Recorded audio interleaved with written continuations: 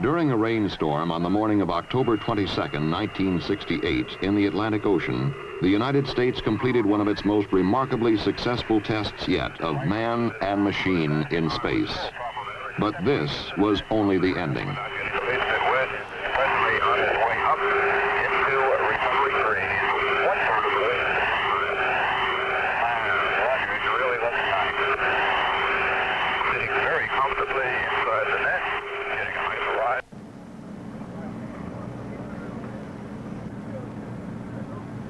It was on a clear morning almost 11 days earlier at the Kennedy Space Center's Launch Pad 34 in Florida that we witnessed the beginning of the first manned mission in the United States Apollo program to land astronauts on the moon. The purpose of the flight of Apollo 7 could be stated very simply: prove that the spacecraft command and service modules would function properly in space long enough to carry men to the moon and back. Accomplishing this was considerably less simple. It meant showing that a brand new spacecraft, far more complicated than its predecessors, would operate so well it could be trusted to take men well beyond near-Earth orbit. The astronauts were spacecraft commander Walter Schirra and pilots Don Isley and Walter Cunningham. The Kennedy Space Center had spent long days in preparation and checkout, working toward a launch time which had been set for months. It was not by chance that Apollo 7 lifted off only 2 3/4 minutes after the appointed moment. 5, 4, ignition, GRR.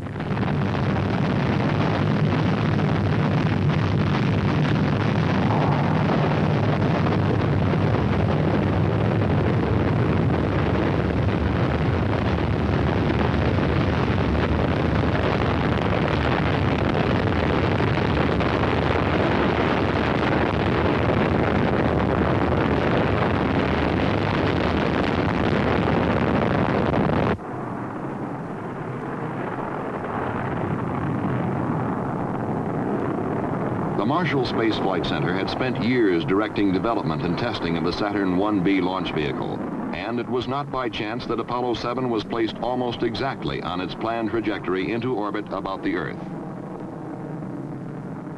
Your Godspeed, Apollo 7.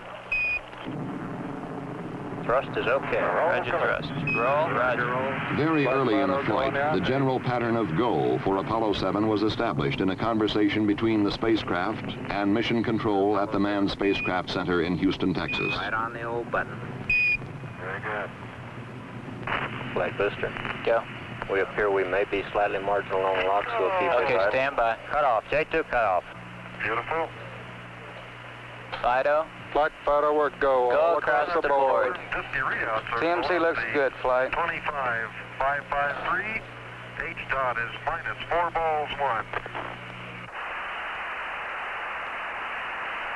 Across the board, Apollo 7, we have you go for orbit. You're go for orbit. Apollo 7 was also go for an exhaustive series of tests of its worthiness in space. One of the first things which had to be learned was whether the astronauts could control the spacecraft combined with the S-4B Saturn stage. A very similar thing would have to be done during the early phases of a lunar mission. The answer was not long in coming. 3, 2, 1, mark. S-4B test complete. Beautiful. That was outstanding, flight. Real fine, outstanding. Next, the spacecraft and S-4B stage were separated. The question now was whether the astronauts could turn their spacecraft around and control it to the degree required for future physical link-ups with equipment in space. For this, too, would have to be done in the lunar flight. Thrusting. And again, the answer was yes. Was a little flashes like Gemini? Something that will not be seen in the lunar flight or in any other forthcoming Apollo mission were the panels at the top of the S-4B stage. They will simply be jettisoned in the future, but they drew comment in Apollo 7. And the slot panel at the top, left, and bottom are opened at I would just be about a 45-degree angle, and the slot panel on the right is just opened maybe 30 degrees at the very best. Roger. Looks like you're looking at a 4-jawed angry alligator. Apollo 7 escorted its spent S-4B stage through space for perhaps 30 minutes, then departed. That's a bigger one, Tom. Rated now? Yes. Same deal, yeah. It's absolutely beautiful here. The following day, Apollo 7 burned its spacecraft propulsion system for the first 2 times in the mission and returned to its 4-jawed alligator, which was now angrier than ever. And Apollo 7, Houston, how close are you now? We're close to about 70 feet. It's tumbling rather wildly, so we're trying to stay away from it. Roger, understand. Ready to copy, Jack, go. Okay, separate. In this maneuver, Apollo 7 had accomplished the first rendezvous of the program, and in so doing had proven capable of meeting still another requirement for lunar flight. 1618 plus 1221. Then, as we were to see in some of the most dramatic film ever returned from space, the crew would settle down to a weightless life in a spacecraft with 4 times more room than Gemini. Break command. Off. Minimum. Low.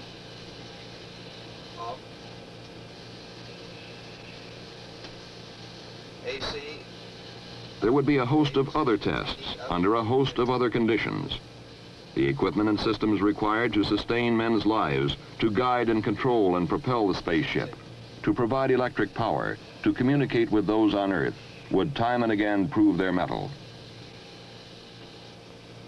The propulsion system, for example, was burned 8 times, and it behaved perfectly every time. Off, down, and guarded. Auto.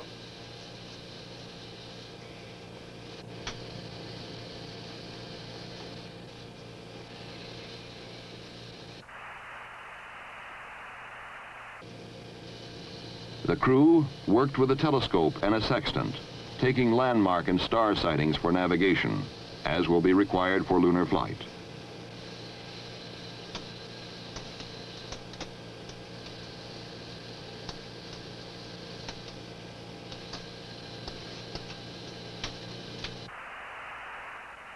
And they discovered on occasion that water particles which had been dumped overboard could be confused with stars. Care will have to be taken to avoid this confusion on future flights.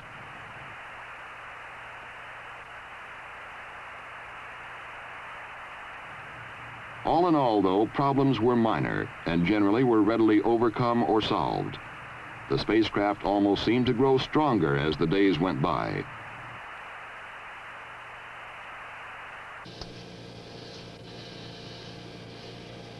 But Apollo 7 was as much a test of man as of machine, and human errors were not taken lightly. Apollo 7, Houston, we acknowledge the error on the ground here. Okay, I'd like to have the ground get to work and look at the sleep rest cycles. The error had led to an interruption of a sleep period for the astronauts, who were understandably irritated after days of hard work. It was imperative that this situation be remedied. I want the rest of these work periods worked out there.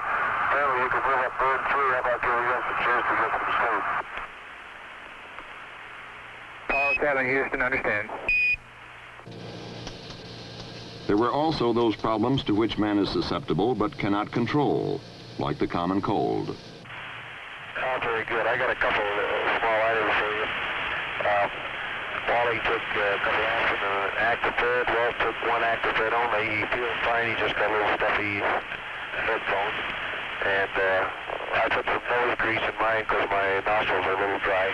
Besides, it smells good.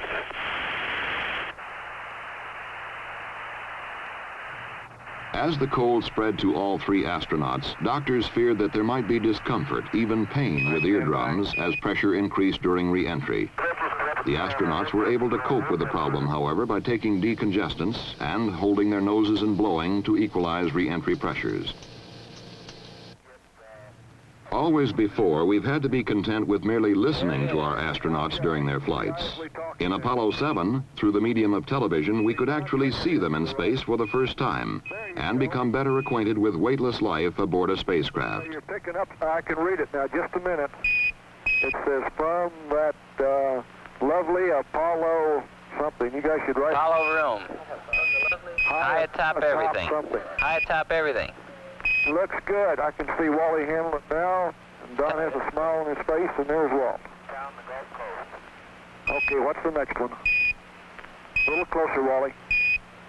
Says keep those cards coming. Cards and letters coming in. Coming in, folks. It's loud and clear. Roger. Good morning to everyone in television land. You're looking at the right-hand portion of the main display console.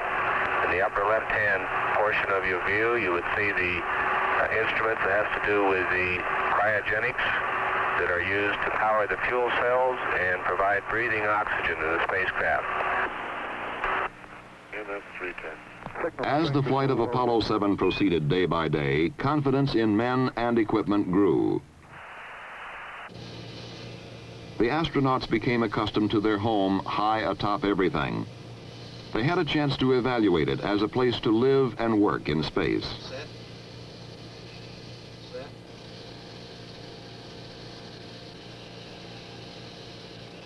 Is that all?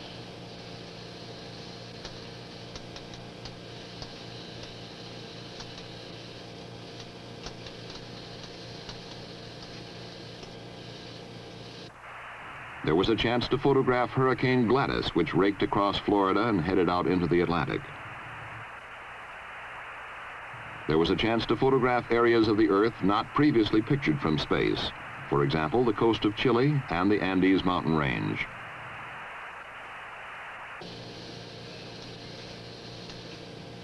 The crew could evaluate such things as the importance of exercising,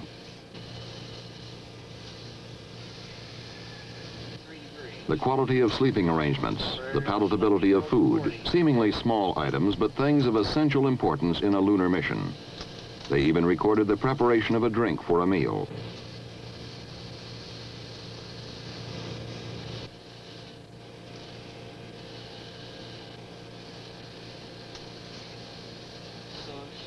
We have Comet Australia. By the time Apollo 7 entered its 11th day in space, it had exceeded the time required for a flight to the moon and back. It was also well on its way to accomplishing all planned objectives and more. Apollo 7 was called 101% successful.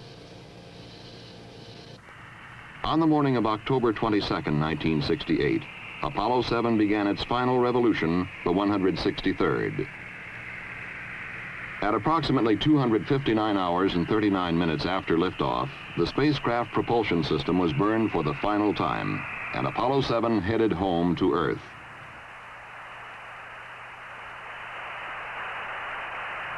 From motion picture film recorded during an earlier unmanned Apollo mission, we get some idea what the trip back through the atmosphere was like.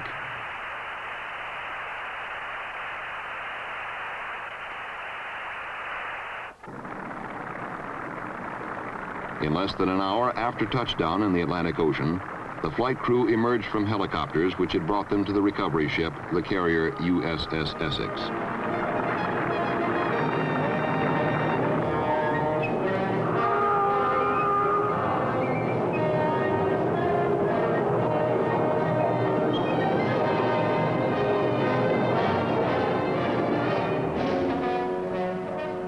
And the next manned Apollo flight can be undertaken with confidence that our brand new spacecraft is, as Commander Walter Schirra reported, a magnificent flying machine.